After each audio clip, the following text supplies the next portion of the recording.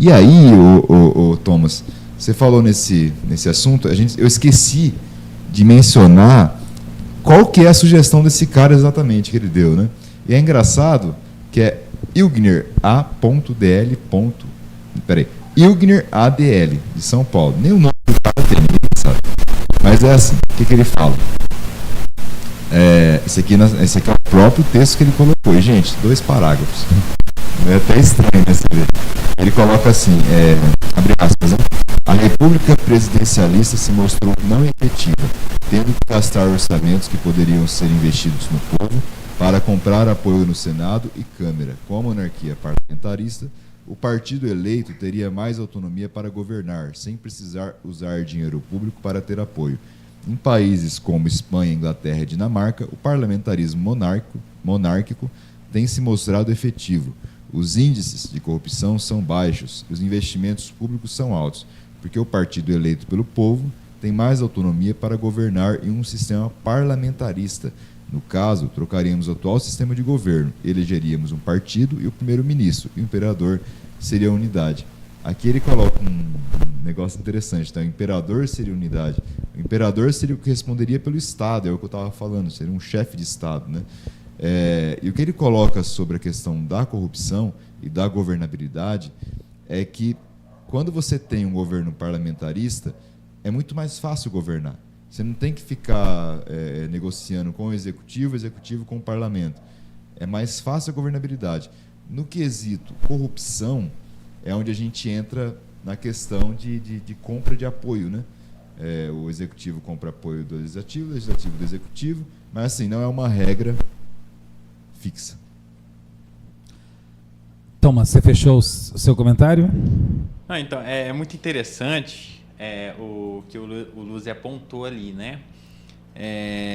Mas a gente também tem que voltar um pouco na história, né? Em relação a esses tipos de governo, né? Porque quando a gente fala da Revolução Francesa, né, onde eles vão reivindicar aí, né, a derrubada do absolutismo, né, e vão reivindicar aí a participação do povo, né, pedindo aí uma monarquia parlamentarista, né, a gente vê que eles conseguiram, né, atingiram esse objetivo.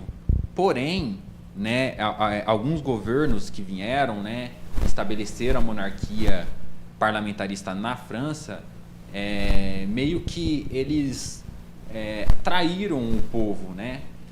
Porque em relação ao que o povo queria realmente, né? A participação em si, né? Então nós tivemos algumas figuras históricas, né, ali naquele período onde não corresponderam os ideais do que o povo francês estavam reivindicando, né? Tanto que essas figuras, né, acabaram foram derrubadas do poder, né, posteriormente.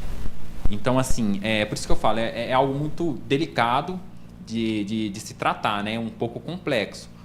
Tem alguns países, como o Luzzi acabou de citar, que realmente, né, o índice de corrupção é menor, né, mas isso também varia muito, porque vai de cultura, né, e a gente estamos aqui tratando, né, do Brasil. Então o brasileiro ele tem uma cultura, né? Então como que é a cultura do Brasil em relação à política, em relação à política atual, por exemplo, a república, né, presidencialista que a gente tem? Por que a república, né, presidencialista aqui no Brasil ela é falha em muitas esferas, enquanto em outros países ela não é tão falha, né? Da mesma forma como a gente pode trazer essa questão, né, da monarquia, né? Se caso acontecer, será que o brasileiro está preparado para enfrentar essa forma de governo? Será que a cultura do Brasil permite, né, prosseguir de uma forma como os outros países exemplos, né, que tem aí uma monarquia parlamentarista? Eu deixo essa pergunta para os meus colegas. André. Mais uma vez, boa noite, né, Brito, Luzzi e o Thomas. A minha pergunta é o seguinte, né? Minha pergunta não, né? A minha dúvida para assim, estabelecer esse novo regime, quem que vai ser a família real? Vai votar a família real portuguesa? Exatamente. Porque se vocês não sabem, até nome, a linhagem é ativa, tá? Tem até nome, você sabe. Luiz Felipe Orleans de Bragança. Não. Não? Linha sucessora. Não, esse aí eu conheço, que é o Luiz Felipe Orleans de Bragança. Se eu não me engano, ele é deputado pelo Rio de Janeiro. Eu achava que ele também estava na linha sucessiva. Eu descobri que não. Porque a família real, eu não sei se eles moram ainda, mas por muito tempo eles ficaram em Petrópolis, que é Rio de Janeiro, que é a origem deles ali, assim, depois, né? E tem a linhagem ainda, para quem acha que não, a linhagem portuguesa lá da família real que governou o Brasil aqui, porque o Brasil foi colônia de Portugal, ainda existe, tá? Então, esse eu falei né? Aí eu não sei qual que é se ele é bisneto, tatarané, bisneto, né? Enfim, mas é esse Luiz Felipe Orleans de Bragança, eu até sigo ele é deputado. Então, assim, tem ainda, viu? Minha dúvida é essa. Só responder nessa dúvida, quem assume, na verdade, voltou à monarquia, né? Quem assume é um senhor camarada chamado Dom Bertrand. Inclusive... tá, sei quem que é. Aí, acho que deve ser o primeiro na linhagem aí dos mais velhos, né? É o Dom Bertrand, né? A gente tem ele, depois vem o Dom Antônio, que é o irmão dele. Inclusive, antes do Dom Bertrand, tinha um outro, ele morreu em 2019. Aí, na terceira linha de sucessão, é um rapaz jovem, cheio de vida, que chama Dom Rafael, que está como príncipe do Grã-Pará. Aí depois tem a Dona Maria Gabriela, que é uma moça nova, bonita, princesa do Brasil. Depois você tem Dona Eleonora, princesa do Brasil Edeleguine, que eu não sei o que quer dizer. Depois Príncipe Henry, ou seja, 2, 3, 4, 5, 6. Tem 6 pessoas na linha de sucessão. Então já teria alguém. O deputado que você falou, inclusive o Thomas tinha falado também, eu também achava, até ontem, eu achava que ele era pelo menos segundo na sucessão. Mas não, ele está muito longe. Porque assim, ele é o que é o nome ativo aí, né? Esses nomes aí, o Dom Bertrand, você falou, quando você falou, me recordei dele. Mas a maioria, como o pessoal não é ativo na política, que a gente está falando questão de política, né, governamental, então muita gente não conhece, né? Só ali quem faz parte do nicho social deles mesmo, né? Então, muita gente não conhece, mas é só isso mesmo, porque seria interessante, né? Voltamos a ser governado, né, por uma linhagem real da família portuguesa. Eu vou aproveitar. É literalmente uma dinastia, né? Vou votar a favor para botar fogo na linha nesse Brasil. Eu vou aproveitar o assunto, é uma coisa rápida que eu quero falar aqui. Sobre isso, sobre a Casa Imperial do Brasil, né? Lá no site deles, inclusive, uma fonte extremamente confiável, as propostas básicas, né, da monarquia, aprovada em 1991 pelo príncipe Dom Luís de Orleans e Bragança, 91, e revisado pela última vez pelo príncipe Dom Bertrand, que é o que a gente falou agora, em 2023 ele revisou. E aqui tem, eu selecionei as principais características, princípios básicos deles, né?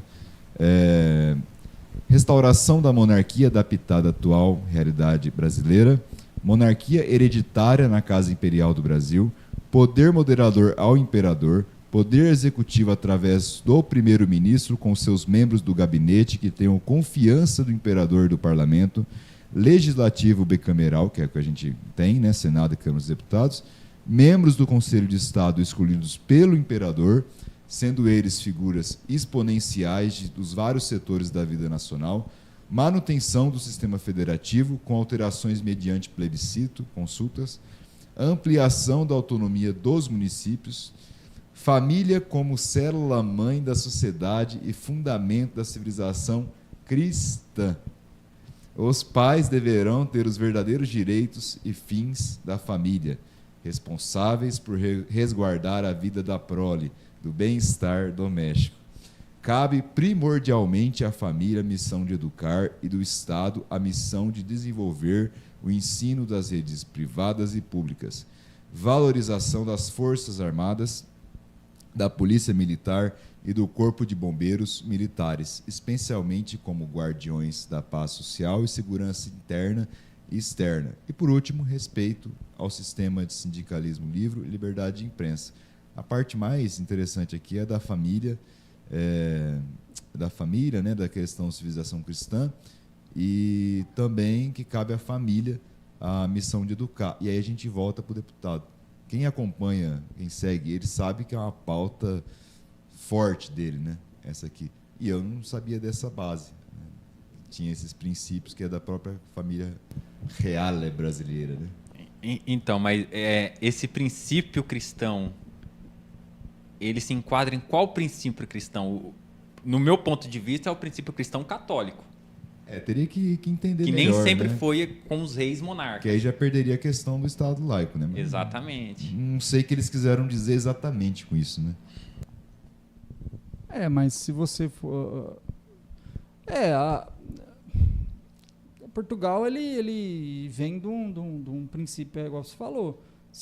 A maioria dos reinados tinha que pedir bênção ao Papa, né? Sempre foi assim, né? A maioria dos reis era enfim, você tinha o Papa que, né, ou um bispo que dentro do império que era o chefe da questão religiosa, né? Passado por ele. Mas se você pegar Israel, na sua concepção, Israel foi um território, voltando de Israel, que é a pauta toda semana, né? Praticamente, porque está no... Israel é um estado que foi criado para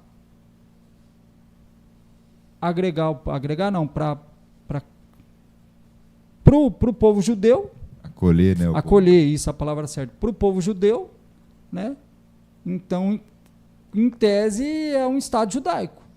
Mas não é um estado judaico. Lá você tem todas as religiões do mundo, inclusive o Islã está lá. Tem mesquita, os muçulmanos vivem lá, né? Já que essa questão dos muçulmanos aí, os palestinos, enfim, com Israel ali que fala sobre a questão. Mas é só uma coisa de orientação. Mas que de perseguição não vai ter. Agora, o que ele falou ali é realmente nós perdemos esses valores. E não é questão nem da questão da igreja. Nós perdemos esses valores da família. Hoje a família está destruída porque foi tendo uma agenda intencional para destruir a família.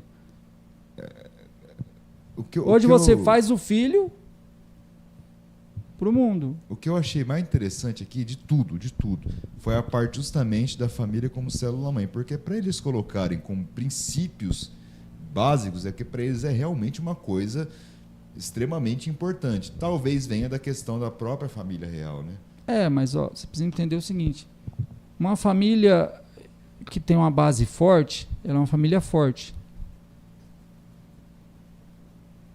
Todos esses reinados, eles precisam do povo forte para defender o reinado. Os impérios precisam do povo forte para defender o império. Você acha que os alunos da China lá, eles vão lá para aprender esse monte de sexualismo que é aqui no Brasil? Só droga? Lá eles aprendem a se defender, aprendem a arte da guerra, aprendem a pegar um fuzil. Na Rússia, na escola, você aprende a desmontar um fuzil. Vai invadir lá a Rússia, vai invadir a China, vai invadir vários países aí. Agora, se alguém invadir o Brasil, você não sabe nem dar um tiro. Você não sabe nem tática de guerra para defender o teu território. Sabe? Tiro de guerra serve para quê? Não é nada, só para encher o saco, na minha visão. De ficar tendo obrigatório você ir lá. Não, eu não tô menosprezando, eu estou falando assim. Esses países são fortes por quê? Porque o povo é treinado para ser forte, não para ser fraco. O Brasil, o povo foi destruído, foi treinado para ser fraco. É só pegar a história. Eu não estou falando nada de que ninguém, um pouquinho de racional, não vai entender. Então, esses valores aí, império, filho. O império, ele não vai querer ter um império fraco, ele vai querer ter um império forte. Se a família é forte, o império é forte. Isso é básico. Thomas, se eu né, eu e o Thomas estava conversando ali fora sobre o Pedrinho e o Pedrão, né? Thomas. Pedrinho e Pedrão. Pedrão, Pedro I, Pedrinho e Pedro II. Né? E aí, só para entrar na parte da família, eu acho que seria interessante ele falar a questão do Pedro II ter proclamado aí a independência, como ficou essa relação, já que a gente está falando de família real, né, essa relação de Pedrão, Pedrinho, pai e filho. Então, se a gente pegar, né, na história do Brasil, porque eu gosto muito quando fala sobre a monarquia brasileira, porque tem muita coisa positiva, né, que os reis, né, portugueses trouxeram para o Brasil. Então, se a gente pegar em 1808, né, quando foi a vinda de Dom João VI para o Brasil, né, devido o quê? Devido justamente o que eu havia falado, né, sobre a queda do absolutismo, né, na França. Posteriormente tivemos algumas outras formas de governo, até chegar à sucessão do próprio Napoleão, né? Então, os franceses ali, né, na era de Napoleão, né, eles expandiram ali a Europa, né, se tornou um grande império, né, e eles, né, Napoleão, né, decretou lá o bloqueio continental, né, onde eles queriam ali, né, tentar derrubar a Inglaterra, né. Então, muitos países que estavam sob a jurisdição de Napoleão faziam comércio com a Inglaterra. Então ele cortou, bloqueou. E Portugal, como é muito amigo e parceiro da Inglaterra de muitos anos, né, ele não deixou de comercializar, né. Então foi aí que as tropas, né, napoleônicas baixaram para Portugal. Dom João VI veio em 1808 para o Brasil. Bom, chegando aqui, né, ele ficou 2 décadas, né, e aqui ele abriu os portos, né, ele fundou a Academia de Medicina, né, de Cirurgia, né, abriu o Jardim Botânico, dentre muitas outras coisas, fez várias reformas, né. Então, assim, é muito interessante o que ele fez aqui no Brasil, porque até então o Brasil era uma colônia, né, sobre a mão, né, de Portugal, sobre a metrópole. Então, assim, durante esse período, esses 20 anos que Dom João VI ficou aqui, ele fez essas reformas. Foi boa, foi positiva? Sim. Porém, né, ele precisou voltar com a pressão dos portugueses. E ele deixou seu filho, Dom Pedro I, né, deixou aqui como regente. Aí começa aí como que se fala, a ovelha negra da família, né, o Dom Pedro I. Por quê? Porque o Dom João VI, já em Portugal, né, mandava carta, né, para Dom Pedro I poder governar o Brasil aqui e transformar o Brasil novamente numa colônia como era antes de Dom João VI chegar aqui. Bom, Dom Pedro foi rebelde, né? Não obedeceu o pai. Falou, não vou obedecer meu pai, não tem como. A gente vai ser um país independente, nós vamos ter vínculo com Portugal e a gente vai, né, governar o Brasil aqui de uma outra forma, né? Então aí começamos um outro processo do Brasil no primeiro reinado, né? E posteriormente a gente vai chegando aí no Brasil regencial, né, até chegar, né, no Dom Pedro II. Mas essa trajetória a gente vê, né, de Dom Pedro I e o seu pai, Dom João VI, essa desavença entre ambos, né? Então isso é muito interessante, isso aí, porque se trata de uma família real, aonde busca esses valores, esses princípios, né, da família, etc. Mas ocorreu, né, essa desavença aí entre Dom Pedro I e Dom João VI, né?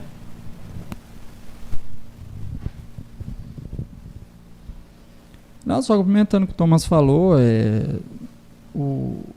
se eu não estou enganado, Dom Pedro II, ele também trouxe bastante coisa para o Brasil, né? Se eu não me engano, o Banco Brasil foi fundado na época dele, né? Eu não sei se foi o primeiro banco, acredito que tenha sido o primeiro banco, né? Agora, de cabeça, acredito que tenha sido o primeiro banco no Brasil, né? foi fundado. E muitas coisas, né? Ele ia para feiras de tecnologia na época. Estranho falar feira de tecnologia na época, né? Só que o mundo tinha muita coisa, tá? Só que parece que o mundo foi criado agora nos anos 90, 2000, né? Sim, toda a tecnologia que a gente tem hoje, né? Aí lá atrás já tinha, tá? Não era como é hoje, mas já tinha. Inclusive teve uma feira muito importante, se eu não me engano é 1920 ou 1800, que é lá nos Estados Unidos, que tinha todos os países. O Thomas sabe o que eu estou falando, é uma feira muito importante, que Thomas Edison, todo aquele pessoal lá, o próprio o Tesla, né, Nikola Tesla, enfim, outros, né, uma feira muito importante que acontecia mundialmente. Mas é interessante ele falar isso aí. E agora, vamos ver, né? Se a família real volta mesmo, né? Porque foi como eu falei, mas quem que vai assumir? Tem a linhagem, né? A linhagem tá aí, né? E aí?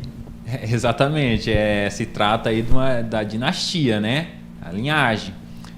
Com os princípios monárquicos, né? E até princípios absolutistas, porque voltando ao assunto do Dom Pedro I, algumas características, né? Foi o que?